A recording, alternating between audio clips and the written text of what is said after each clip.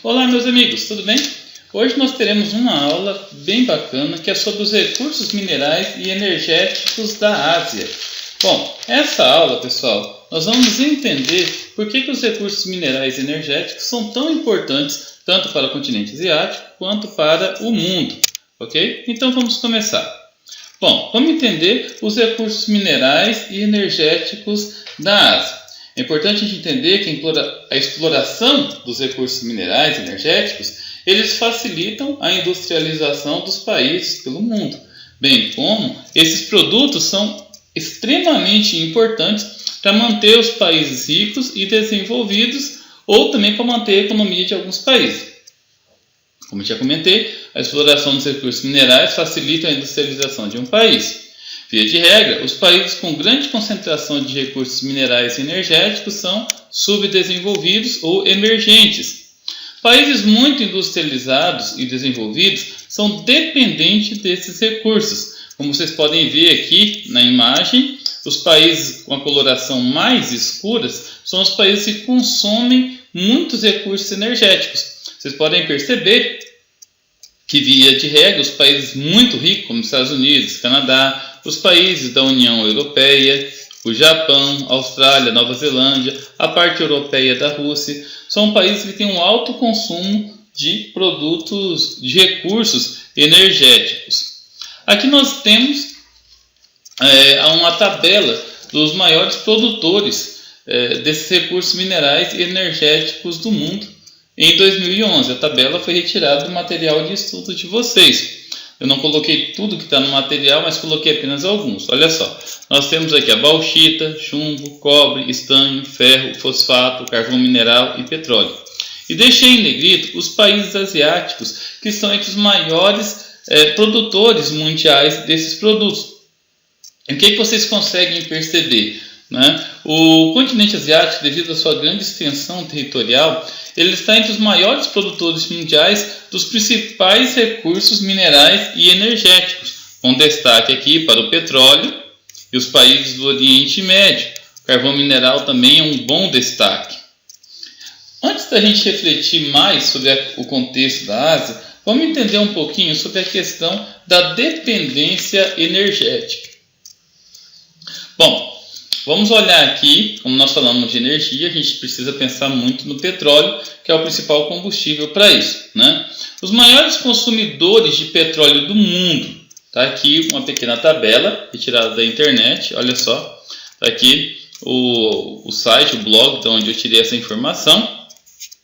Estados Unidos é de longe o maior consumidor de petróleo, consumindo 20 milhões de barris por dia, seguido pela China, Japão, Rússia, Alemanha, Índia, Canadá, Brasil, Coreia do Sul, Arábia Saudita, México, França, Reino Unido, Itália e Irã. Bom, com raríssimas exceções, como vocês podem estar observando aqui, a China, a Índia, Brasil, Arábia Saudita, México e Irã, que são países emergentes, os demais países são todos países ricos e desenvolvidos, que mostram que são grandes consumidores de petróleo.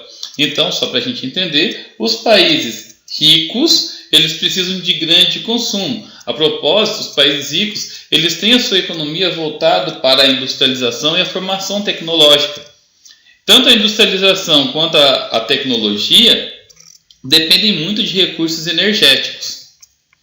Bom, vamos entender num contexto histórico como evoluiu essa questão do consumo do petróleo no mundo. E para isso a gente precisa entender as 7 irmãs. Olha só. Esse termo foi criado pelo italiano Enrico Mattei para designar as 7 maiores empresas de petróleo do mundo até a década de 1960. Enrico Mattei foi presidente da empresa petrolífera italiana ENI. Essa empresa, pessoal, ENI, era uma grande produtora de petróleo a nível mundial.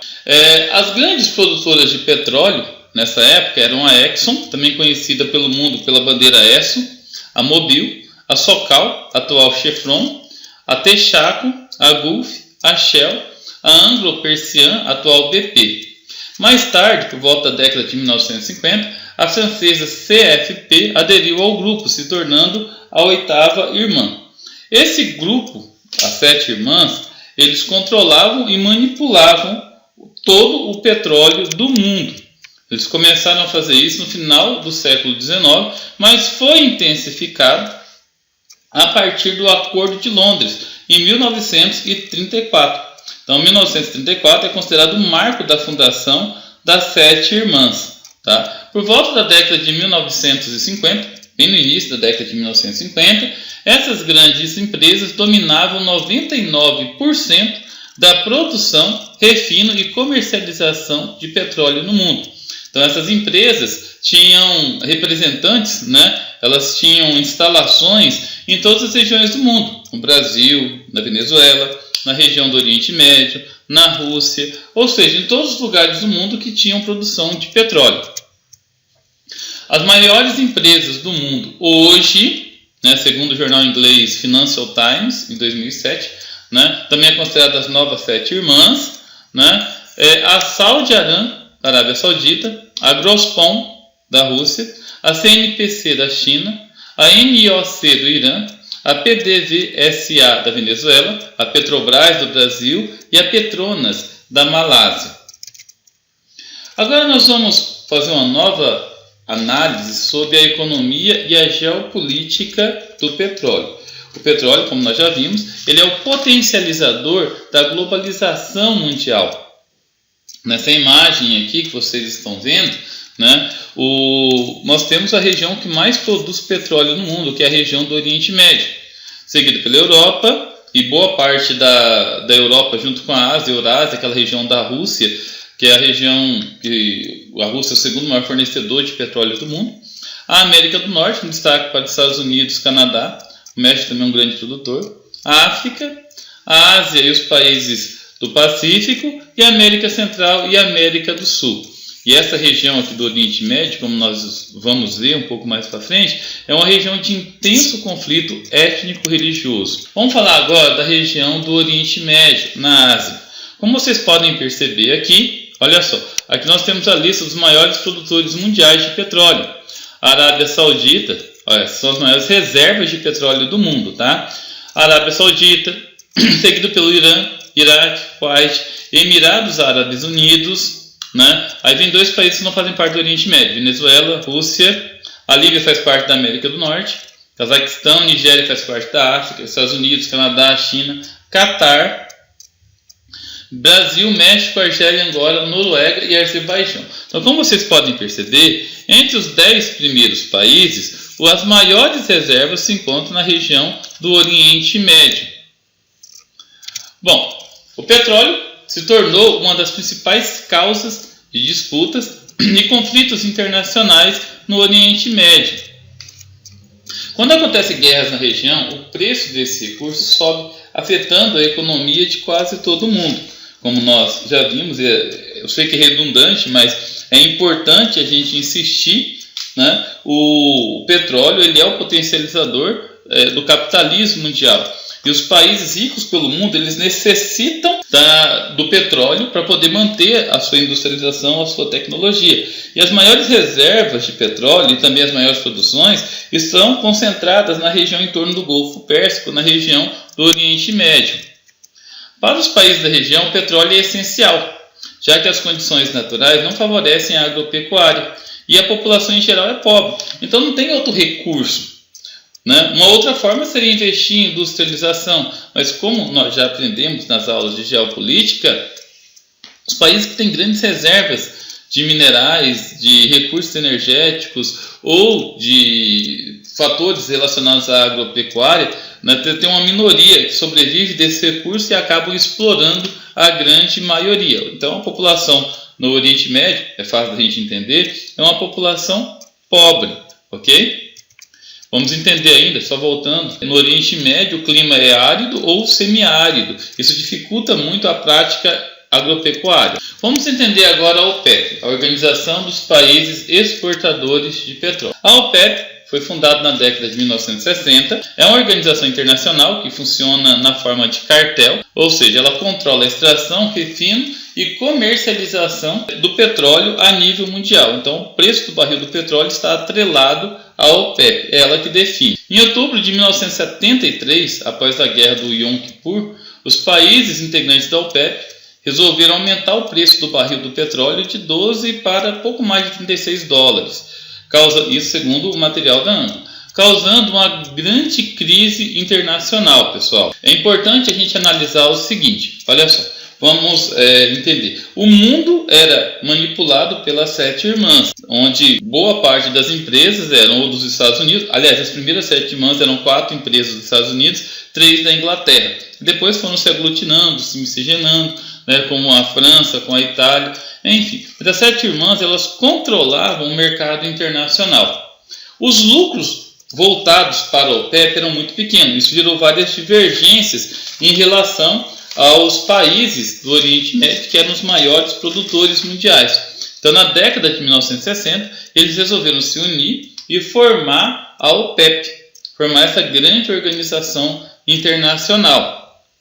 Essa grande organização, ela conta com países não apenas do Oriente Médio, mas também da África e da América Latina. Hoje, atualmente, os países membros da OPEP são Argélia, Angola, Equador, Irã, Iraque, Kuwait, Líbia, Nigéria, Catar, Arábia Saudita, Emirados Árabes Unidos e Venezuela.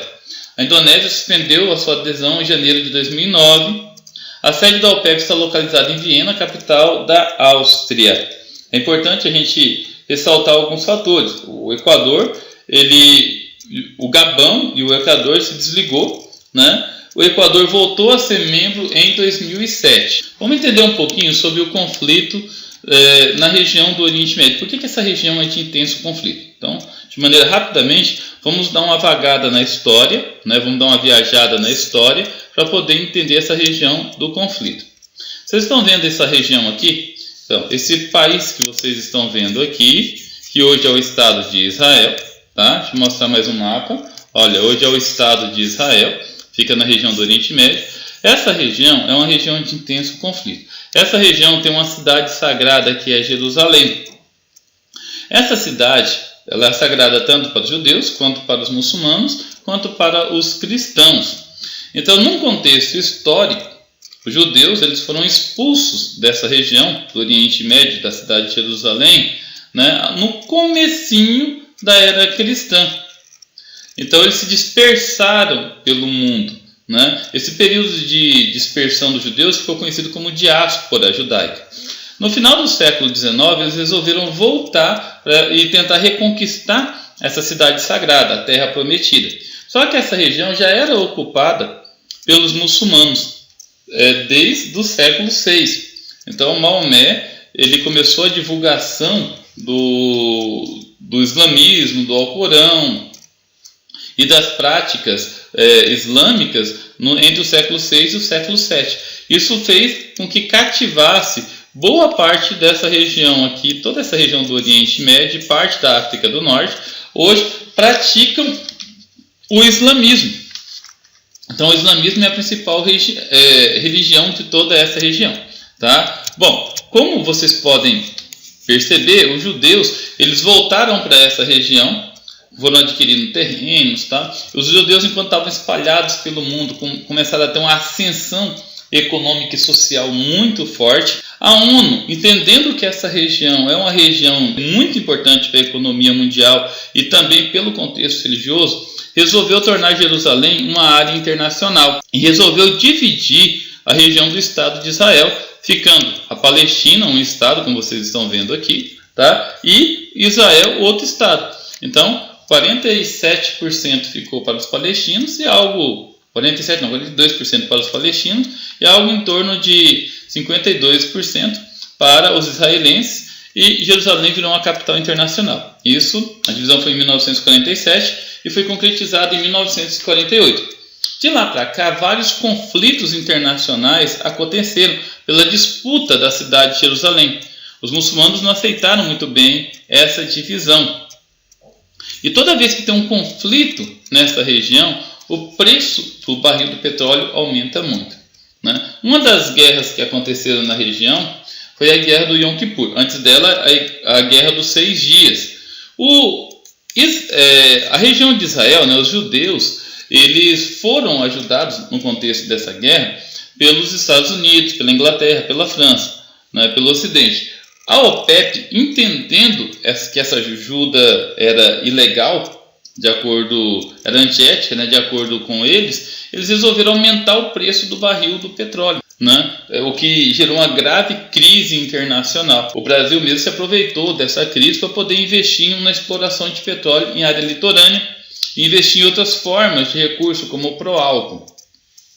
Outro contexto que a gente precisa analisar bastante com relação a essa região de conflito do Oriente Médio é que toda vez que tem uma grave crise, como teve a guerra entre o Irã e o Iraque em 1979, a guerra do Golfo Pérsico no início da década de 1990, o preço do barril, além de aumentar muito, o petróleo no mundo fica muito instável. Isso faz com que vários países do mundo passem a investir em fontes alternativas de energia, como é o caso do etanol, aqui no Brasil, como é o caso das fontes renováveis de energia, como energia solar, energia eólica. Os países pelo mundo que não têm tantos recursos como esse, né, como os países ricos da Europa, passam a investir muito em energia nuclear, para poder abastecer as suas reservas naturais. É isso aí, pessoal. Fiz uma reflexão de tudo que nós vimos em sala de aula. Espero que vocês tenham curtido, tenham entendido o assunto. Se ficou alguma dúvida, por favor, deixe nos comentários embaixo.